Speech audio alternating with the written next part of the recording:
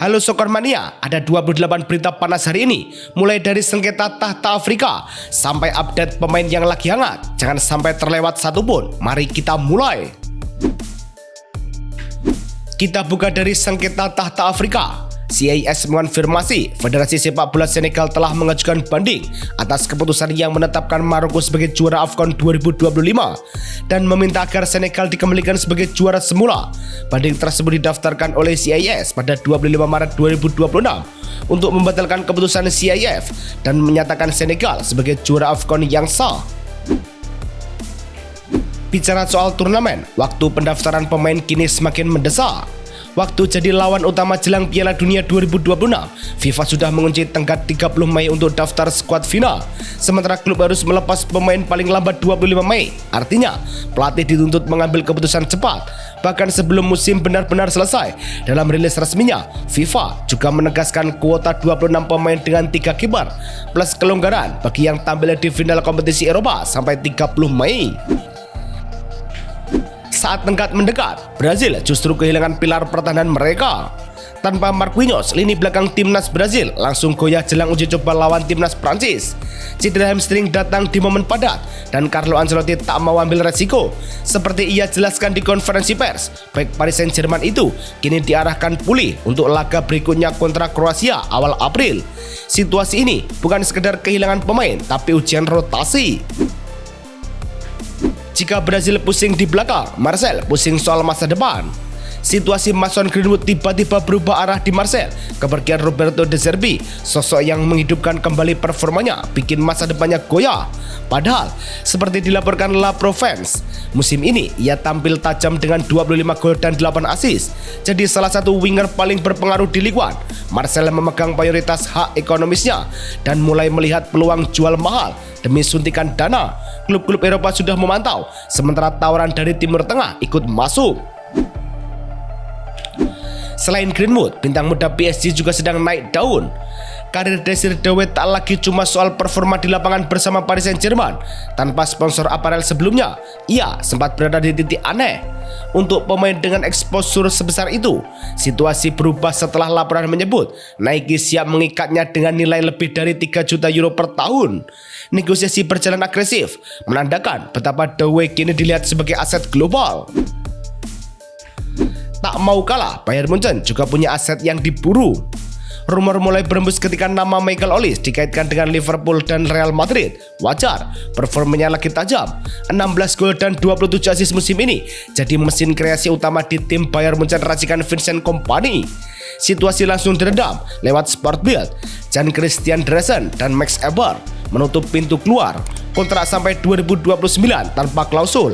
Klub merasa sepenuhnya pegang kendali. Bergeser ke Italia, masa depan Philippe Kostic makin tidak menentu. Situasinya mulai jelas, menit bermain Philippe Kostic makin tak konsisten di Juventus dan arah karirnya kini menuju pintu keluar. Laporan Nicolas Kira menyebut sang winger akan pergi gratis akhir musim nanti. Klub seperti Como, Genoa, hingga Cagliari sudah pasang radar. Sementara tim Turki ikut mengintai.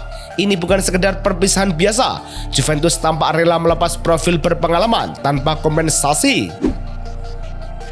Nasib serupa dialami Koop Mainers yang kini siap dilepas Juve. Awalnya digadang jadi jantung lini tengah, tapi ceritanya Tun Koop Mainers di Juventus malah berbelok tajam. Didatangkan dari Atalanta seharga 60 juta euro musim panas lalu, performanya musim ini jauh dari ekspektasi. Laporan Corriere dello Sport menyebut manajemen kini siap melepasnya di angka 30 juta euro meski kontraknya masih panjang sampai 2029. Situasi ini menunjukkan Juventus mulai merombak fondasi tim. Berbeda dengan sebelumnya, Vlahovic justru mendapat angin segar di Turin. Cedera aduktor sempat bikin ritme Dusan Vlahovic terhenti, bahkan posisinya di Juventus ikut dipertanyakan. Tapi momen comeback lawan Sassuolo jadi titik balik. Dilaporkan La Gazzetta dello Sport, CEO Damin Comoli siap duduk bareng ayahnya, Milos, untuk merampungkan kontrak baru. Gajinya dipangkas ke 6-7 juta euro dengan durasi singkat. Kepercayaan Luciano Spalletti jadi kunci. Dari Juventus, kita ke rival mereka yang sedang memagari backnya. Tekanan mulai muncul saat FC Barcelona dikabarkan menyiapkan 60 juta euro demi memboyong Alessandro Bastoni. Bek kiri alami itu dianggap solusi ideal untuk lini belakang mereka yang butuh distribusi bola rapi. Namun dari laporan media Spanyol, Inter tak goyah. Kontrak Bastoni masih panjang sampai 2028. Bahkan negosiasi baru sudah dijadwalkan. Situasi makin menarik karena Inter baru mau duduk bicara di angka 70-80 juta euro. Masih soal bek, Jose Gimenez kabarnya bakal merapat ke Turki. Cedera yang datang berulang bikin posisi Jose Maria Gimenez di Atletico Madrid makin terpinggirkan. Setelah 13 tahun, bek Uruguay itu kabarnya siap angkat kaki. Laporan Diario AS menyebut Fenerbahce mulai menyusun rencana, termasuk duet potensial dengan Milan Skriniar di lini belakang. Bahkan, Diego Lugano ikut dilibatkan buat membujuk. Dengan harga sekitar 10 juta euro, ini terasa seperti perjudian terukur. Kehilangan Gimenez buat Atletico Madrid ragu mengejar pengganti seperti Romero. Atletico Madrid sempat ngebet memburu Christian Romero musim lalu, tapi sekarang malah terlihat ragu. Laporan Sky Sport menyebut belum ada kesepakatan internal buat lanjutin pendekatan. Harga sekitar 26 juta pound sterling, posisi Tottenham Hotspur di Liga, sampai sikap pemain jadi pertimbangan. Romero sendiri santai, fokus bantu Spurs menjauh dari degradasi. Situasi ini terasa ganjil, padahal Atletico butuh karakter seperti itu di lini belakang. Sambil memantau bek, Barcelona juga menunggu kembalinya Jenderal di lapangan tengah. Cedera hamstring sejak Februari bikin Frenkie de Jong absen di momen krusial Barcelona. Ritme tim sempat goyah tanpa kontrolnya di lini tengah. Kabar terbaru dari Diario Sport menyebut progresnya cukup signifikan. Bahkan, ia sudah kembali latihan di lapangan. Meski diragukan tampil di laga La Liga usai jeda internasional, peluang main di perempat final Liga Champions lawan Atletico Madrid pada 8 April mulai terbuka. Dari bintang senior Barca, kita intip anak legend di Madrid. Cristiano Ronaldo Junior belum punya rumah jangka panjang di level akademi, meski sudah berpindah dari Juventus ke Manchester United, lalu Al Nassr.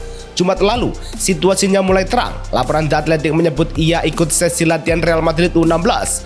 Sinyal awal menuju La Fabrica. Di usia 15 tahun, dia sudah mencicipi timnas Portugal U15 hingga U17. Tak cuma Ronaldo Junior, Arda Güler juga lagi jadi perbincangan. Laga melawan LC sempat berjalan biasa saja sampai satu momen mengubah semuanya. Arda Güler merebut bola di area sendiri, lalu melihat kiper Matias Dituro terlalu maju. Tanpa ragu, ia lepaskan tembakan dari lebih 65 meter yang meluncur mulus ke gawang. Gol pada 14 Maret di Bernabeu itu menutup skor 4-1. Dan seperti dicatat La Liga, langsung berbuah penghargaan gol terbaik bulan ini menggantikan Largi Ramazani. Sayangnya, kegembiraan Madrid sedikit ternoda oleh sanksi untuk Valverde.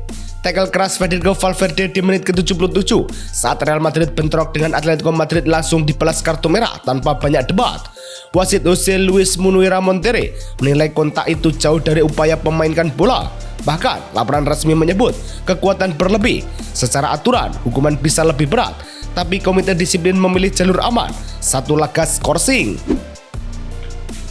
Meski ada sanksi, performa Rudiger justru membuat manajemen Madrid tenang. Situasi Antonio Rudiger sempat bikin Real Madrid ragu. Kontrak menipis, performa turun karena masalah fisik. Sementara Juventus mulai mengintai, kondisinya terasa menggantung. Namun dalam beberapa pekan terakhir, Rudiger seperti reset. Laga besar kontra Manchester City jadi bukti. Ia kembali jadi tembok, agresif, dan penuh kontrol. Laporan Matteo Moretto menyebut Madrid kini ingin mempertahankannya. Arah cerita berubah dari ragu jadi yakin. Masih dari kubu Madrid, hubungan Mbappe dan Nike kabarnya retak. Hubungan panjang Kylian Mbappe dengan Nike mulai goyah justru saat kontraknya mendekati garis akhir di 2026. Laporan Le Parisien menyebut perpanjangan kini makin kecil kemungkinan terjadi. Padahal kerjasama itu sudah terjalin sejak Mbappe masih bocah 8 tahun. Situasi ini langsung dimanfaatkan Adidas dan Under Armour yang siap merebut sang bintang. Menariknya, Mbappe sendiri sudah memakai Adidas di level klub bersama Real Madrid. Di luar urusan sepatu, Mbappe kini merambah bisnis asuransi kesehatan. Awalnya Kylian Mbappe dikenal sebagai ikon sepak bola modern, tapi langkahnya kini meluas ke sektor yang tak biasa. Ia mengumumkan investasi lewat coalition capital ke startup asuransi kesehatan Alan saat perayaan 10 tahun perusahaan itu dalam pendanaan 100 juta euro yang membuat valuasi Alan menyentuh 5 miliar euro. CEO Jens Charles Samuelian menyebut kontribusi Mbappe cukup besar. Bukan cuma dana, penyerang Real Madrid ini juga akan terlibat dalam pembangunan fitur kebugaran dan layanan personal. Meninggalkan bisnis Mbappe, kabar kurang sedap datang dari kursi pelatih. Datang sebagai solusi darurat, Igor Tudor justru belum memberi dampak nyata. 5 laga liga tanpa kemenangan, cuma 1 poin didapat. Di tengah tekanan itu, laporan Football London menyebut ada kemungkinan perpisahan lewat kesepakatan bersama. Apalagi Tudor juga sedang berduka setelah kepergian ayahnya. Posisi Spurs yang kini nyaris terseret zona degradasi bikin situasi makin genting. Selain pelatih, nasib Palhinha di Spurs juga masih belum pasti. Tottenham Hotspur punya opsi mempermanenkan Joao Palhinha dari Bayern Munchen. Nilainya sekitar 30 juta euro, jauh di bawah harga beli 51 juta euro dari Fulham. Tapi arah proyek Spurs belum solid, bikin keputusan ini tertahan. Padahal, seperti dilaporkan jurnalis Bild, Christian Fall, Bayern sudah siap melepasnya ke klub Inggris lain. Dengan 38 laga, 5 gol, dan 3 assist, Palhinha sebenarnya memberi stabilitas. Bergeser ke London Barat, Enzo Fernandez mulai beri sinyal pindah. Situasinya mulai abu-abu saat Enzo Fernandez memberi sinyal soal masa depannya di Chelsea. Kontraknya memang panjang sampai 2032, tapi pembicaraan soal kenaikan gaji belum tuntas. Sky Sport menyebut Enzo siap mempertimbangkan opsi lain jika tak ada kesepakatan sampai akhir musim. Di sisi lain, Chelsea tetap kaku. Gelandang Argentina itu dianggap bukan untuk dijual. Pintu baru terbuka kalau ada tawaran minimal 100 juta pound sterling, angka yang mendekati biaya saat ia didatangkan dari SL Benfica. Dari London, kita ke Liverpool yang ingin memulangkan didikan mereka. Liverpool sebenarnya punya jalan cepat untuk memulangkan Jarell Quansah, tapi harganya terlalu mahal. Klausul buyback 80 juta euro aktif musim ini usai kepindahannya ke Bayer Leverkusen senilai 35 juta euro musim lalu. Alih-alih buru-buru, laporan menyebut klub memilih sabar sampai 2027 saat harga turun jadi 65 juta euro. Timing ini juga menyambung dengan potensi perpisahan Virgil van Dijk. Dengan 38 laga dan 4 gol musim ini, Quansah jelas berkembang. Tak cuma pemain, posisi Arne Slot di Anfield juga dipantau. Tekanan mulai terasa di kursi Arne Slot. Isu soal pergantiannya, termasuk nama Xabi Alonso, sudah beredar. Tapi Daily Mail menyebut Liverpool belum berniat bergerak cepat. Slot tetap akan memimpin sampai akhir musim. Apalagi tim masih bertahan di 5 besar Premier League dan belum tersingkir dari FA Cup maupun Liga Champions. Situasinya jelas, hasil akhir musim jadi penentu. Gagal finish di zona Liga Champions, posisinya langsung goyah. Sementara Liverpool bimbang, Arsenal justru agresif mengejar bintang Georgia. Arsenal mulai merasa lini depannya butuh lonjakan kualitas. Kreativitas kadang macet saat lawan bertahan rapat, dan itu jadi sinyal bahaya untuk musim berikutnya. Dari laporan independen, Kvicha Kvaratskhelia masuk radar sebagai solusi berani. Agen sang pemain terbuka, tapi Paris Saint-Germain menganggapnya pilar penting usai juara Eropa. Mikel Arteta pun siap merombak skuad, bahkan melepas pemain senior demi ruang finansial. Masalahnya, negosiasi bakal rumit dan mahal.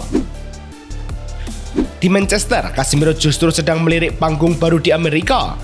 Keputusan Casemiro meninggalkan Manchester United membuka teka-teki, lanjut di level elit atau ambil jalur baru.